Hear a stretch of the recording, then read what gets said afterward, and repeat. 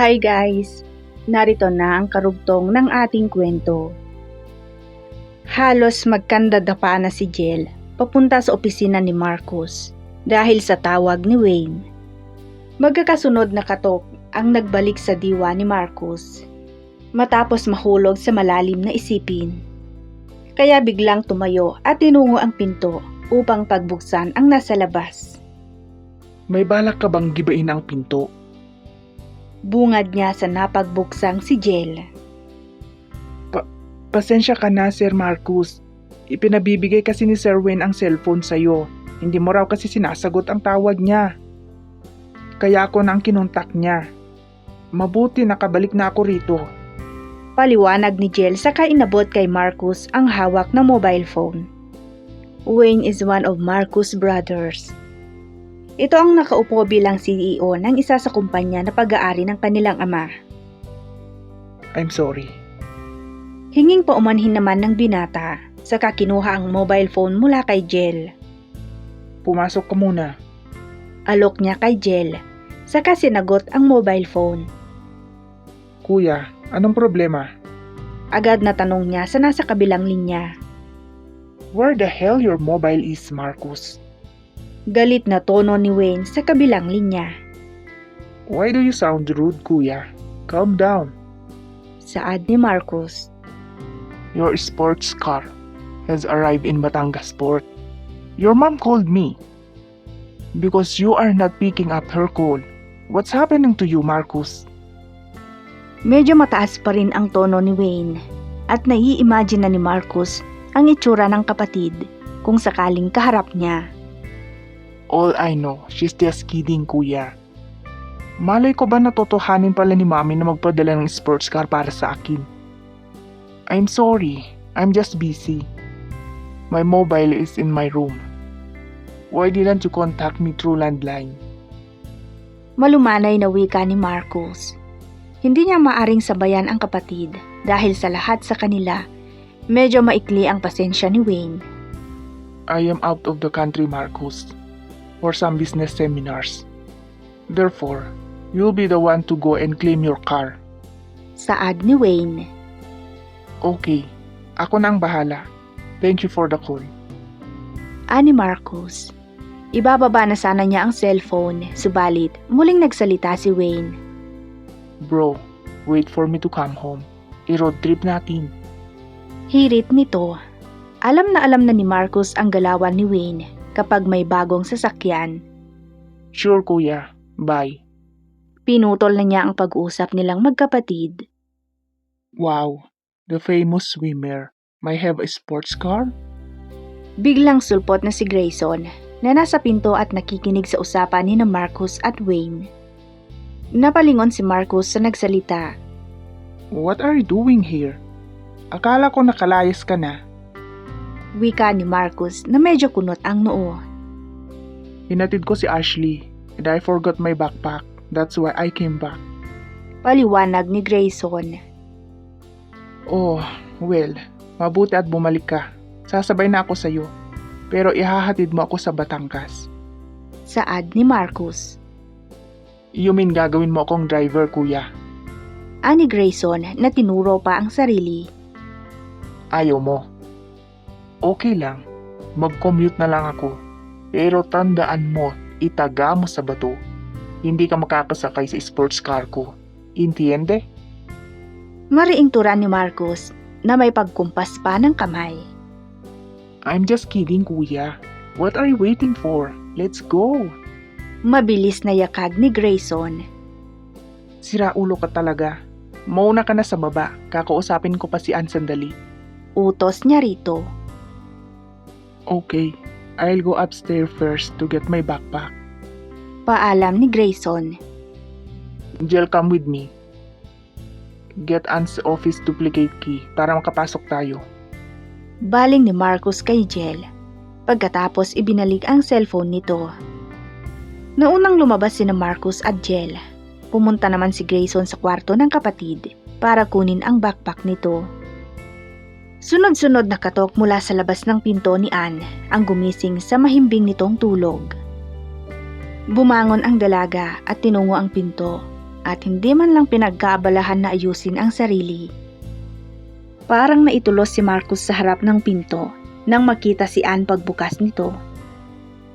Nang nakabawi ay pinasadahan niya si Anne ng tingin mula ulo hanggang paa at mula paa hanggang ulo. Huli na rin para mapagtanto ni Anne na maikli ang suot niya, pero hindi niya pinahalata. Bagkus ay pilya itong ngumiti saka nagsalita. "Don't tell me this is your first time seeing a sexy woman, Mr. Montecristo." Nakangisi niyang turan na inayos pa ang tindig niya. Maging si Jel ay hindi nakahuma agad. Napanganga ito sa nakikitang ayos ni Anne. Umiwas ng tingin si Marcus. Miss Arellano, next time, before you open the door, make sure you wear decent. Saad ni Marcus na todo iwas ng tingin. "What's wrong with my outfit? Working hours have ended, so I can wear whatever I want."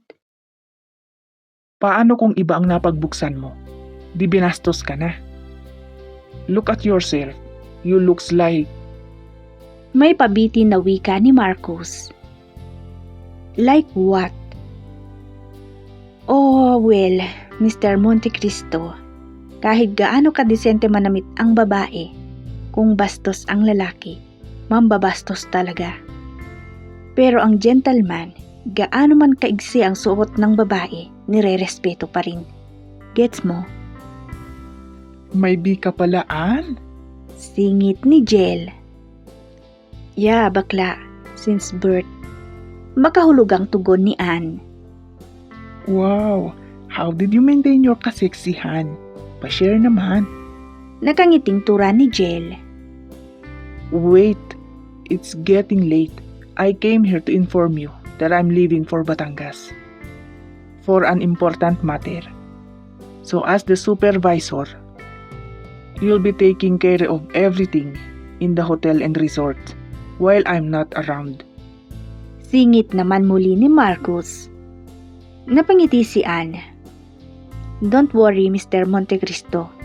When you come back, nandito pa rin ang hotel at ang resort." Pilyang wika ni Anne. Make sure. Sambit ni Marcus. "Yeah, I assure you. Beside, hindi ko naman kayang buhatin o kaya hindi ko pwedeng ibulsa." Saad ni Anne. Humagalpak ng tawa si Jel. Hindi nito akalain na game sa asaran si Anne at talagang palaban kahit pa sa kanilang boss. Let's see. Sambit ni Marcus na makahulugang tumingin kay Anne. "You'll see." Ganti naman ni Anne. Miss Arellano, hindi ako nakikipagbiruan sa'yo. Seryosong turan ni Marcus.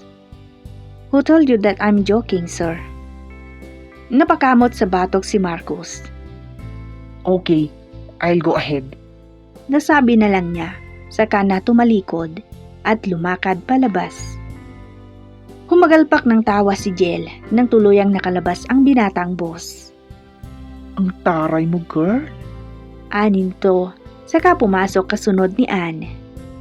Wala lang bakla, anyang sinundan ng tawa. Teka, paano ka ba talaga nagkaroon ng ganyang body? Usisa ni Jel na muling pinasadahan ng tingin si Anne. Wala, basta ganito lang ang katawan ko. Tugon ni Anne na umupo sa kama. Pasok na pang beauty queen, girl. Ani Jel na may pagkumpas pa ng kamay. Bakla, ano bang gagawin ni Sir Marcus sa Batangas? He's going to claim his car. Gift daw ng mami niya. Oops, nagmarites pala ako. Sagot ni Jel na natuto pa ang bibig. Kumusta naman ang day off mo? Okay naman. O siya, maiwan na kita. Bukas na lang ulit tayo mag-usap. Medyo napagod ako sa paghahanap ng Fafa. Paalam ni Jel. Okay, kiming sagot ni Anne. Tumayo na si Jel. Bye. Sambit nito bago tuluyang lumakad palabas. Nang nagsara ang pinto ay nahulog sa malalim na isipin ang dalaga. Paalis na rin sina Marcus at Grayson. Sasamahan muna kita sa Batangas, kuya. Tura ni Grayson habang nasa daan sila. Are you sure? Naninigurong turan ni Marcus. Yeah. 1 oras lang naman ang biyahe from Batangas to Manila. Saad nito na ikinatawa ni Marcus. 1 oras nga lang talaga kung si Grayson ang magmaneho. Dahil kung magmaneho ay biyaheng langit na maituturing. I'll drive my sports car to Manila. Aayusin ko na ang papeles bago ako bumalik sa Tagaytay. Wika ni Marcus. Okay, mukha namang kaya na ni Ann mamalakad ng negosyo. Nandoon naman si Jel. Hindi naman basta-basta makakalayo kung sakaling gagawa ng hindi maganda. Hindi naman siguro. Sa rest house tayo didiretso. Bukas pa naman ma-claim yun. Nagpaalam ka ba kay Dad? I texted Tita Zai. And pwede naman tayong magpunta roon kahit walang paalam. Sabagay, only Monte Cristo can go there. Exactly. Sunod-sunod na paghikab ang ginawa ni Marcus. Matulog ka muna, kuya. Malapit na tayo. Mamaya na lang sa rest house. Okay. Makalipas ang ilang oras ay dumating na sila sa rest house. Pinapasok sila ng guard dahil kilala naman sila roon. Sumaludo pa ito sa magkapatid. Sayang. Wika ni Grayson nang nasa loob na sila. Anong sayang? Wala tayong chika, babes. Isusumbong kita kay Ashley. Huwag naman, kuya. Sige ka, hindi kita ilalakad kay Ann. Sira ulo, bakit mo naman ako ilalakad kay Ann? Aminin mo man o hindi, nagagandahan ka sa kanya. Ang dami mong alam, buksan mo na lang iyang TV at manood na lang tayo. Para kang babae satsat ng satsat. Denial King. Tukso ni Grayson, saka dinampot ang remote ng flat screen TV. I'm hungry. Lalabas muna ako. Paalam ni Grayson. Sabihan mo na lang ang isang guard na bumili ng pagkain. Give him the car key. Huwag ka nang lumabas. Okay. Ilang minuto lang ang nakalipas ay bumalik na si Grayson. Dinampot nito ang remote at inilipat sa sports channel ang pinapanood nila. How is your swimming career going? Tanong ng isang host sa ni-interview nitong lalaki. Napatitig si Marcus sa screen ng TV at pinanood ang interview. Going great. But I still have a dream to face Marcus Michael Montecristo. Sagot naman ng lalaki. Napalingon din si Grayson nang marinig na binanggit ang buong pangalan ng kapatid. I heard that Mr. Montecristo doesn't want to join in any swimming competitions anymore. Turan ng interviewer.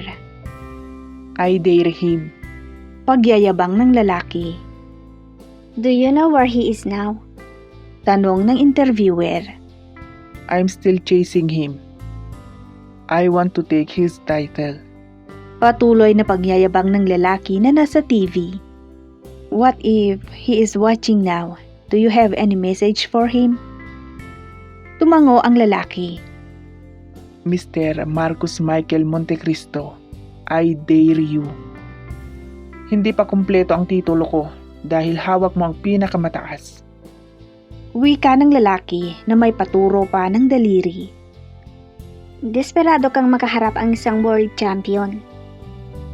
Whatever they think about it. Isa pa, kailangan ko munang hanapin ang babaeng pinanalunan ko last competition. Sarkastikong tugon ng lalaki. Hindi ba pinakasalanan ng nakapustahan mo ang mami mo? That's why we thought that's the price. Turan ng interviewer na bahagyang kumunot ang noo. No, I want that woman to be mine. Mariing wika ng lalaki. Okay. Well, thank you for your time, Mr. De Lilianes. Saad ng interviewer. Pinatay ni Grayson ang TV. Nangunot naman ang noo ni Marcus dahil sa napanood niya. clout chaser. Sambit naman ni Grayson. Who is that man? Tanong ni Marcus. He is Dale Ilianes, 14 times champion in swimming competitions. No losses. I'm not interested with him. The world title is mine. Mawa siya ng sarili niyang titulo. Ang yabang magsalita. As you heard, he's going to chase you. Bahala siya sa buhay niya. Magsasalita pa sana si Grayson, subalit tumunog ang buzzer. Sir, heto na po ang pinabili ninyo at ang susi ng kotse. Wika ng guard na inutusan nitong bumili ng pagkain. Thank you, Manong. Saad ni Grayson at binigay ang ibang pagkain dito. Salamat, sir. Nakangiting sambit ng guard, saka na iniwan ang binata.